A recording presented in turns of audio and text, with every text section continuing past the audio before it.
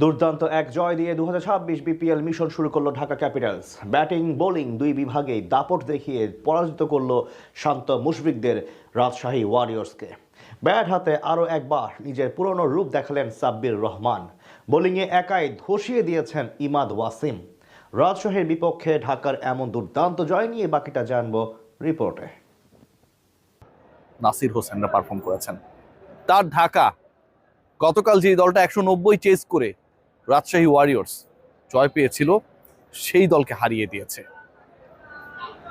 কেউ কেউ আসলে সুখের দেখা তখন পান যখন আসলে তিনি নিজেই অন্যকে দুঃখের সাগরে ভাসিয়ে নিয়ে যান। একটু এন্ডোর্স করতেই হবে, গুরুত্বপূর্ণ, কারণ ঠান্ডা পড়েছে, আপনারা সবাই জানেন। এবং এই ঠান্ডায় যদি আপনি বডিতে 72 ঘন্টা পর্যন্ত ময়েশ্চার ধরে রাখতে চান, তাহলে লিলি হুইপশিয়া বডি ওয়াশ ব্যবহার করতে পারেন। ডেফিনেটলি এটা অনেক বেশি কার্যকর।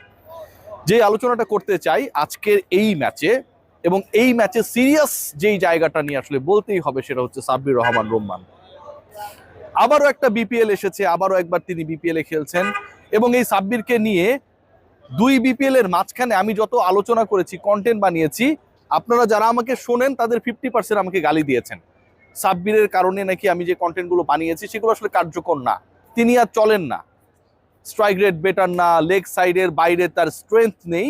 সেই সাব্বির রহমান রুম্মান আজকে যখন ঢাকা ক্যাপিটালস জয় পেয়েছে, চলে যাওয়া কোচ মাহবুব আলী জ্যাকির বিদেহী আত্মাকে যেই জয়টা একটু হলেও শান্তি দিয়েছে, সেই জয় ফিনিশিং রোল প্লে করেছেন সাব্বির রহমান রুম্মান। জ্যাকি স্যার যাকে সিলেক্ট করার ক্ষেত্রে, নেবার ক্ষেত্রে একটা বড় রোল প্লে করেছিলেন। সাব্বির রহমান রুম্মান 28 লাখ টাকায় ঢাকায় যেই ক্রিকেটারকে নেওয়া হয়েছে, সেই ক্রিকেটার করেছেন 21 রান। একটু অন্যভাবে যদি বলি, সেই 21 রান যখন করতে তিনি ক্রিজে গেছেন, ঠিক তখন প্রতি ওভারে প্রায় 7.5 মতো রান প্রয়োজন জয়ের জন্য রাজশাহীর বিপক্ষে ঢাকার।